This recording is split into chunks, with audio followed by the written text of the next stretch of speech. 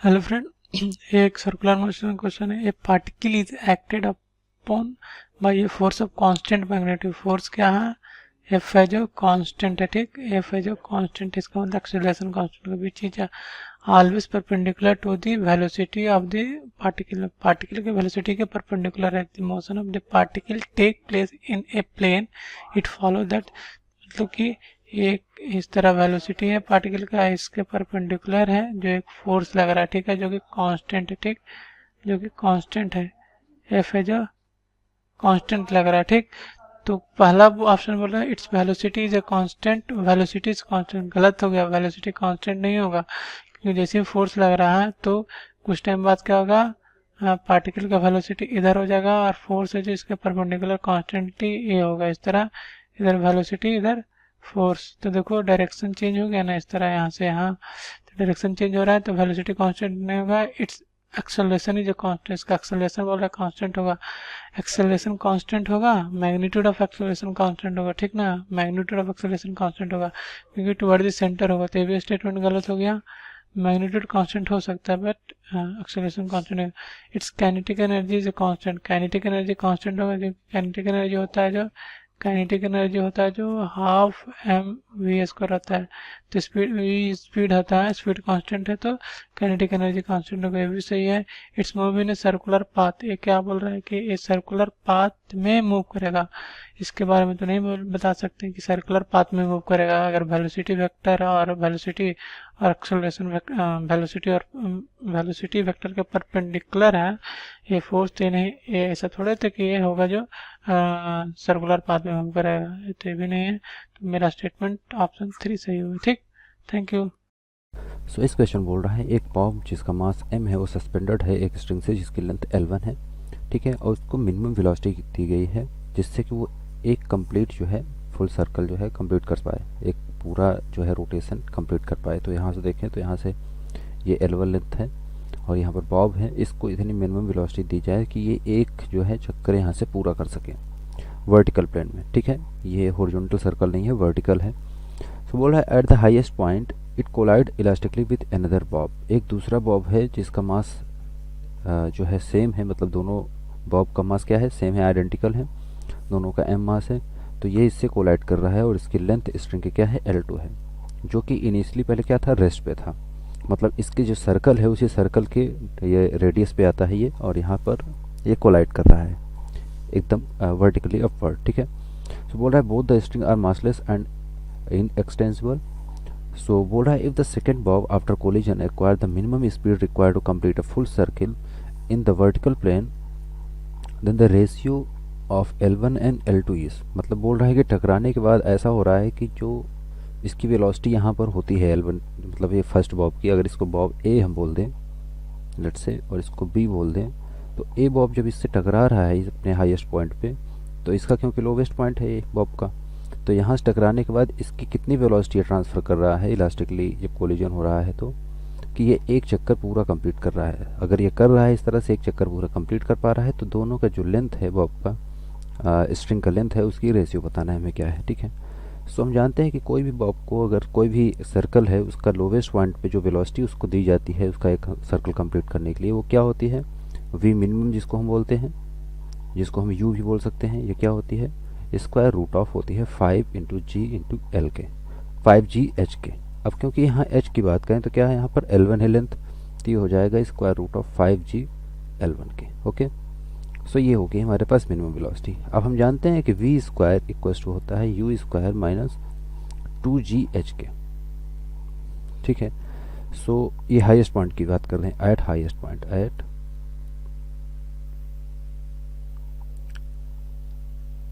Highest point. अब highest point पे क्या हो गया, ये तो लोवेस्ट पॉइंट था, ठीक है,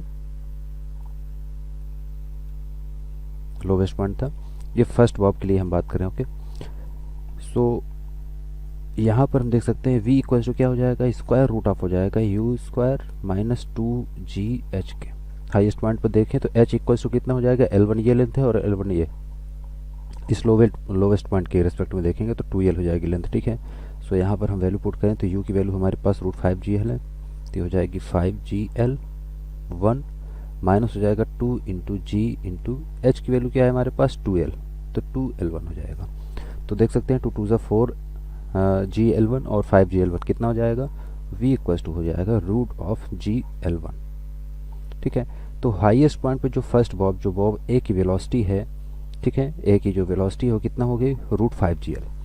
अब जो इलास्टिक कोलिजन हो रहा है, इलास्टिकली दोनों कोलाइड कर रहे हैं, तो इसके वजह से क्या होता है, कोलिजन का इलास्टिक कोलिजन जब होता है और दो आइडेंटिकल पार्टिकल होते हैं तो इसमें दोनों की स्पीड जो है एक्सचेंज हो जाती है, हम ये जानते हैं। ठीक है, तो यहाँ पर जब ये इसमें कोलाइड कर रहा है तो जो बी बॉब है उसको वेलोसिटी कितनी मिलेगी, जितना कि हाईएस्ट पॉइंट पर बॉब ए की वेलोसिटी है। ठीक है, तो ये वेलोसिटी इसको ट्रांसफ़र हो जाएगी, मतलब बॉब बी की जो लोवेस्ट पॉइंट पर वेलोसिटी होगी, सेकेंड स्टेप हम लिख रहे हैं यहाँ पर।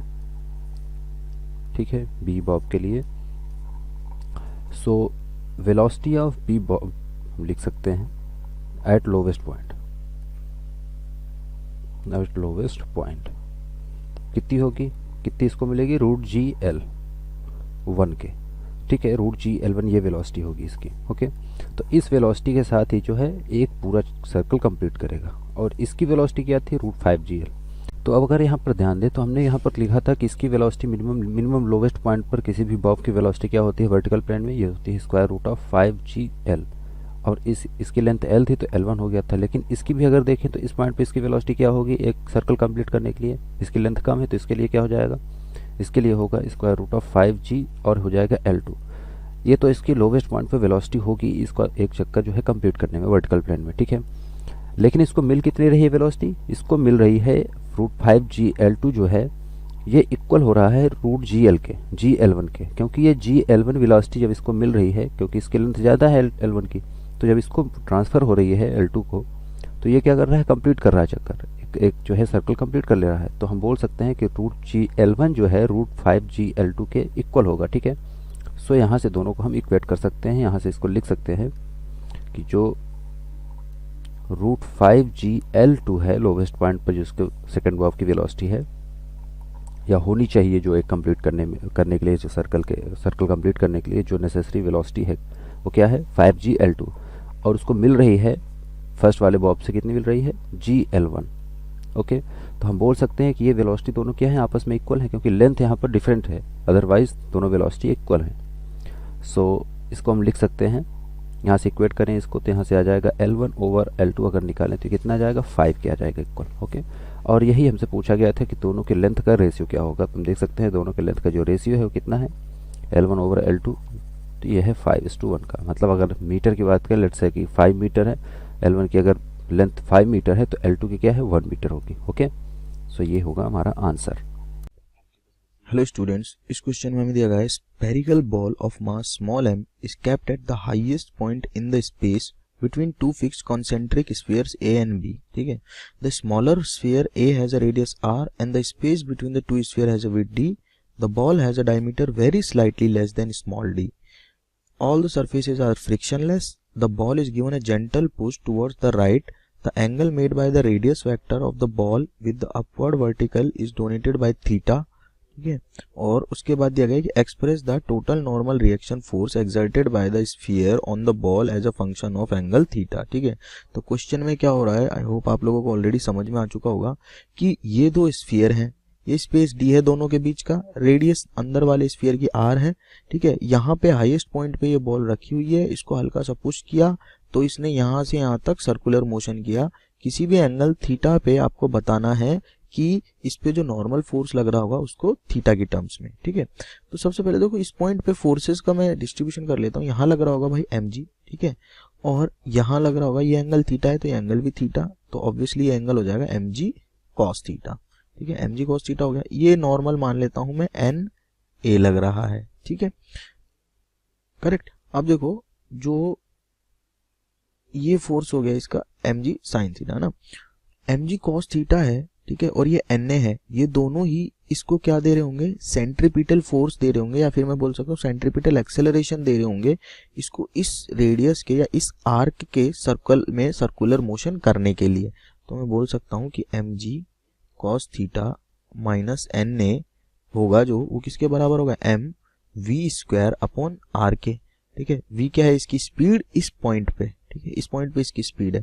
और आर क्या है, आर हो गया आपका रेडियस। अब देखो ये पूरी डिस्टेंस है डी, ठीक है, यहां से, और अगर मैं बात करूं कि यहां तक की, ठीक है, तो ये कितने हो जाएगी, d/2 हो जाएगी, r प्लस d/2, क्योंकि पूरी डिस्टेंस कितनी है भाई, d है, ठीक है। तो ये आधे पे मान रहा हूँ, इसमें क्वेश्चन में दिया गया कि थोड़ा सा छोटा है d से बस, ठीक है, थोड़ा सा छोटा है, इसका मतलब बस कि फ्रिक्शनलेसली उस पे घूम सकता है, इस पूरे के पूरे जो स्पेस है उसके अंदर, जो खाली जगह है उसमें घूम पाए, इसलिए थोड़ा सा छोटा बोला गया है, ठीक है। तो इसका मतलब r/2 हो गई इसकी, सॉरी d/2 हो गई, अगर इस पूरी डायमीटर d है तो हो गया r प्लस d/2 का होल स्क्वायर, mv²/r, तो r प्लस d/2 आएगा, ठीक है। अब हम क्या करते हैं, एनर्जी कंजर्वेशन लिखते हैं, ठीक है, इस पॉइंट पे और इस पॉइंट पे, ठीक है। देखो यहाँ पे इसकी स्पीड थी 0, यहाँ पे हो गई इसकी स्पीड कितनी, v। तो देखो टोटल काइनेटिक एनर्जी जो होगी वो किसके बराबर होगी, टोटल इनिशियल एनर्जी जो होगी वो फाइनल एनर्जी के बराबर होगी, क्योंकि कोई भी एक्सटर्नल फोर्स है नहीं सिस्टम में, ये अपने खुद की जो इंटरनल फोर्सेज है उनकी वजह से यहाँ पे सर्कुलर मोशन कर रहा है। तो इनिशियल एनर्जी यहाँ पे स्पीड 0 है, ठीक है, तो 0 हो गई, ठीक है। और पोटेंशियल एनर्जी हो गई इसकी mg r प्लस d/2, ठीक है, क्योंकि इस पॉइंट से अगर मैं इसको रेफरेंस पॉइंट लेके चल रहा हूँ तो इसकी हाइट कितनी हो गई सेंटर से, r तो यहाँ तक हो गई रेडियस, ठीक है, और d/2 इस बॉल का रेडियस, तो r प्लस d/2, ठीक है, इस सेंटर ऑफ मास की इस बॉल के जो टोटल हाइट हो गई इससे r plus d/2। Final energies की बात करूँ तो काइनेटिक एनर्जी इस बॉल की होगी हाफ mv², क्योंकि मैंने अज्यूम किया हुआ है v जो इसकी है इस पॉइंट पे स्पीड है, ठीक है, प्लस यहाँ पे जो पोटेंशियल एनर्जी होगी, देखो अभी क्या आ गया, नीचे आ गया, ठीक है, कितना नीचे आ गया, इतना नीचे आ गया। तो अब मुझे इसकी हाइट ये लिखनी है, ठीक है, तो ये हो जाएगी mg r plus d/2 cos theta, ठीक है, क्योंकि ये डिस्टेंस टोटल कितनी है, r प्लस d/2 है, और इसका इधर कंपोनेंट आ जाएगा r plus d/2 cos theta, ठीक है। तो यहाँ से लिख सकता हूँ मैं v²/2 जो होगा वो किसके बराबर होगा, g r plus d/2 1 minus cos theta के। तो यहाँ से v² की वैल्यू मुझे मिल जाएगी 2 times g r plus d/2 1 minus cos theta, यहाँ पे पुट कर देता हूँ, ये इक्वेशन 1 मान लेता हूँ, ठीक है। तो from equation 1 I can write, from equation 1 क्या लिख सकता हूँ, mg cos theta minus na जो होगा वो किसके बराबर होगा, m 2g r plus d/2 1 minus cos theta upon r plus d/2, ठीक है। तो यहाँ से na की वैल्यू इजीली निकाल सकता हूँ मैं, na की वैल्यू क्या लिख सकता हूँ, na की वैल्यू देखो r प्लस d/2 से r plus d/2 cancel out हो गया, तो na की वैल्यू आ गई टोटल mg cos थीटा, ठीक है, प्लस mg cos थीटा हो गई, सॉरी माइनस आ जाएगा, n इस साइड लेके आ रहे हैं, n को इस साइड ला रहे हैं और इस टर्म्स को इस साइड ले जा रहे हैं, तो हो जाएगा minus times 2mg 1 minus cos theta, ठीक है, ठीक है। तो na की वैल्यू यहाँ से निकल के आ जाएगी आपके पास में, ये हो जाएगा mg cos थीटा और ये हो जाएगा 2mg और ये 2mg cos थीटा, हो जाएगा 3mg cos theta minus 2mg, यानी कि लिख सकता हूँ na की वैल्यू mg कॉमन आ जाएगा 3 cos थीटा माइनस 2, ठीक है, cos थीटा की टर्म्स में आ गया na की वैल्यू, थीटा की टर्म्स में फाइंड करनी थी तो ये आ गया नॉर्मल।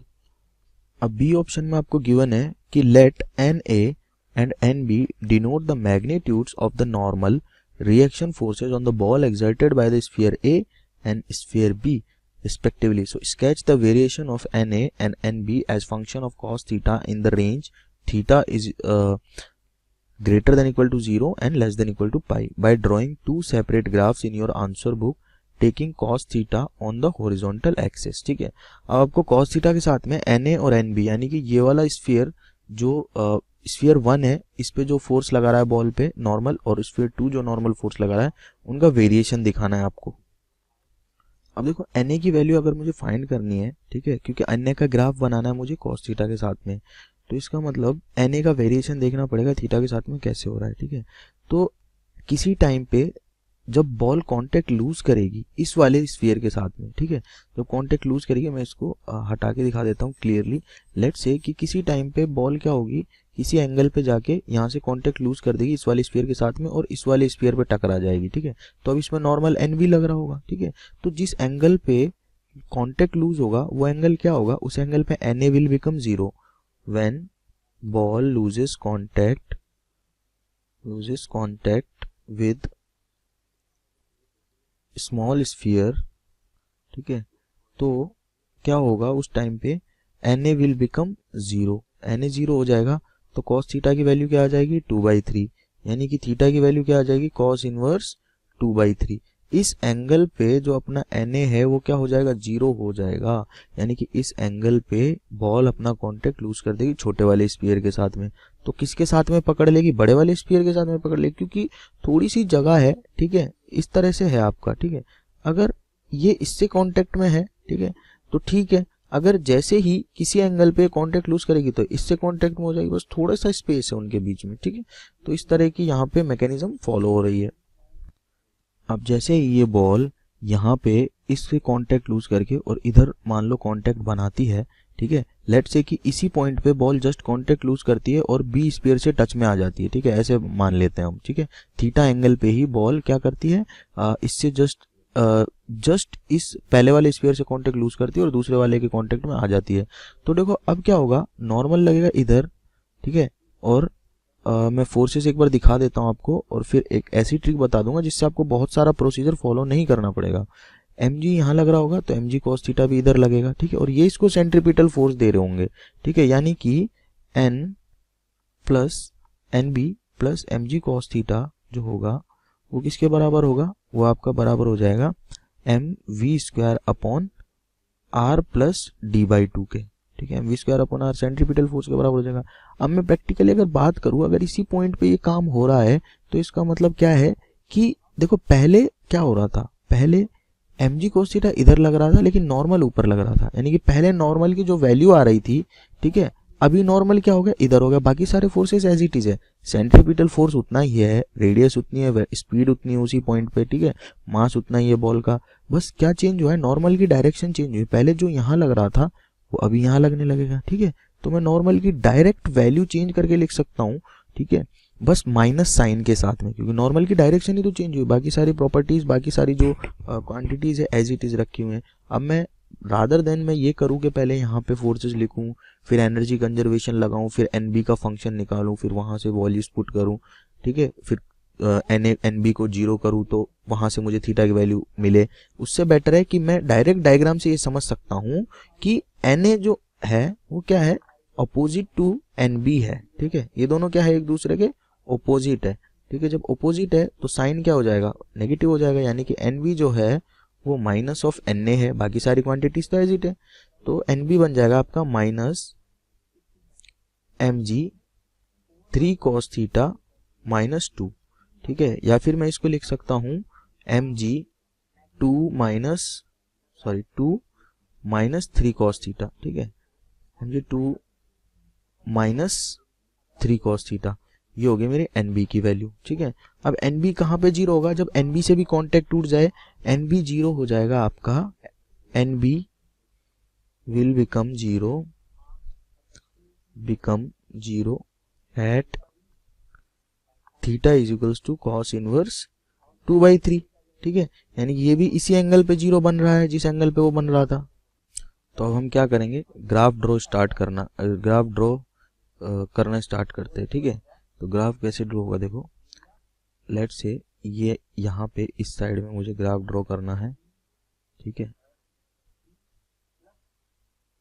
और ये हो गया मेरा, ठीक है, ये एक्सिस हो गई मेरी एन ए और यहाँ हो गया कॉस थीटा, ठीक है।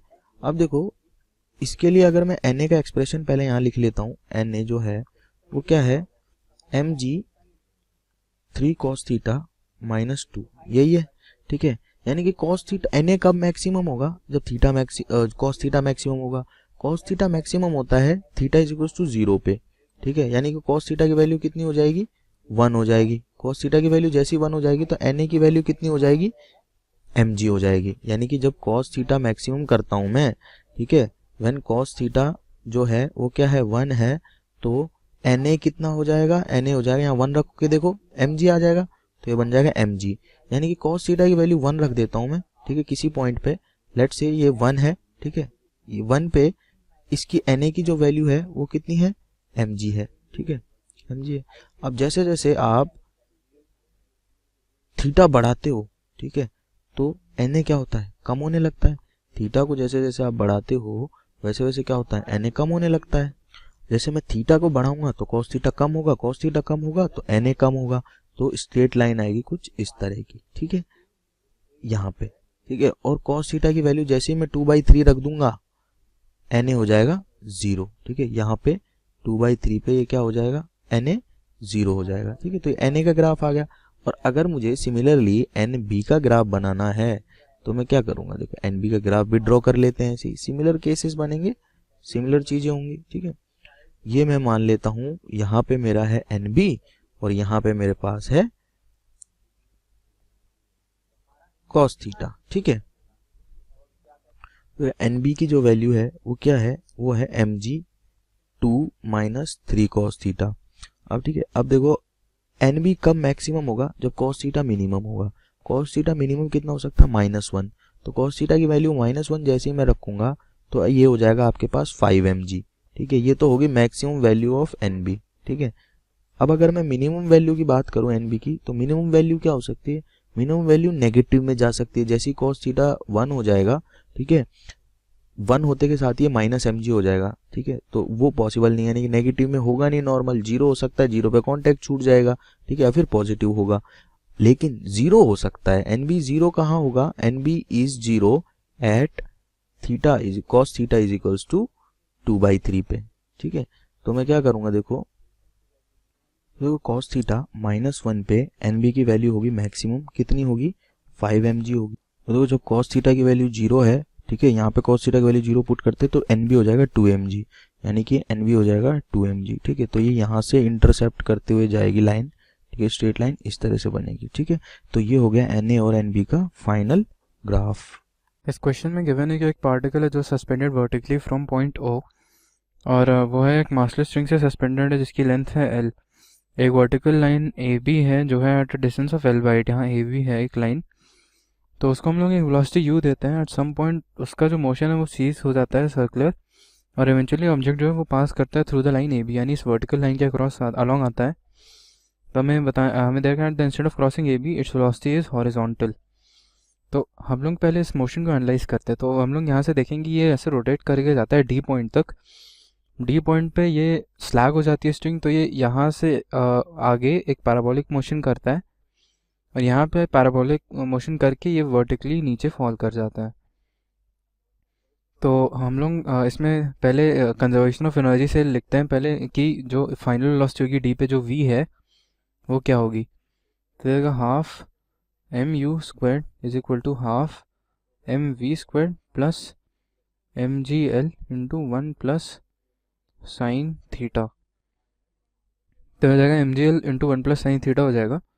और हमें पता है कि अगर ये यहाँ पे स्लैग कर रहा है, यानी अगर हम लोग टेंशन यहाँ पे टी ले लें, तो हम लोग बता सकते हैं कि ये स्लैग अगर करेगा तो जो फोर्सेस होंगे बैलेंस होंगे। ये जाएगा mg, यहाँ पे mg है, साइन थीटा हो जाएगा is equal to mv² by L. ये स्लैकिंग की कंडीशन है, तो इससे हमारे पास जो साइन थीटा की वैल्यू आती है वो आ जाती है is equal to v² by L.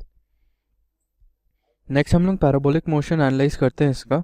तो हम लोग पहले df की लेंथ निकालते हैं। जो df है वो हो जाएगा l cos theta minus L/8, क्योंकि हमें ये डिस्टेंस जो है, या ये वाली जो डिस्टेंस है ये है L/8, और ये हो जाएगा equal to half the range of parabolic path, half into ये हो जाएगा v² sine of 2 into 90 minus theta.